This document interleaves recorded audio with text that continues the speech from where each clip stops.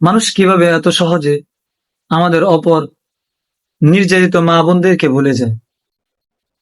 আমাদের মা বোনরা এখন ঈদের মার্কেটিং নিয়ে ব্যস্ত।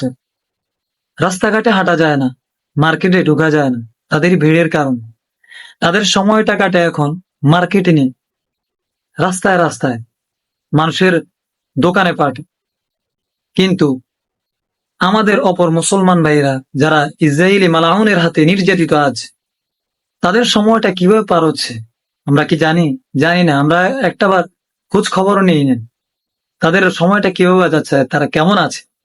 এই ব্যাপারে আমাদের এখন কোনো মন্তব্য নেই, আমাদের দেখার কোনো সময় নেই।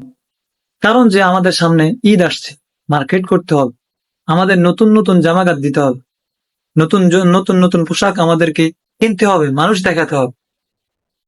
কিন্তু আমাদের অপর মুসলমান ভাইয়েরা তারা তো মার্কেটিং নিয়ে ব্যস্ত নয়। তাদের সময়টা যে লাশ নিয়ে সে পার হচ্ছে, তাদের সময়টা কাটছে লাশ বহনে বহনে। না আছে তাদের কোনো পানাহার, না আছে তাদের কোনো বাসস্থান। তারা ক্ষুধার্ত অবস্থায় তাদের জীবনটা পাড়ি দিতেছে।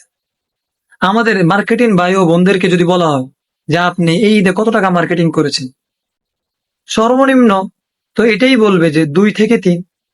এটা তো সর্বনিম্ন।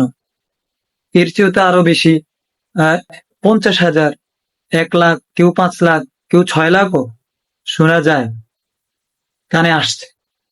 এদেরকেই যদি বলা হয় যে আমাদের যারা নির্যাতিত ভাই ও বোন তাদের জন্য কিছু সহায়তা করুন, এরাই বলবে যে আমার কাছে কি নেই, টাকা নেই। এটাই এটাই হলো আমাদের একে অপরের মুসলমানদের প্রতি আমাদের সহানুভূতি।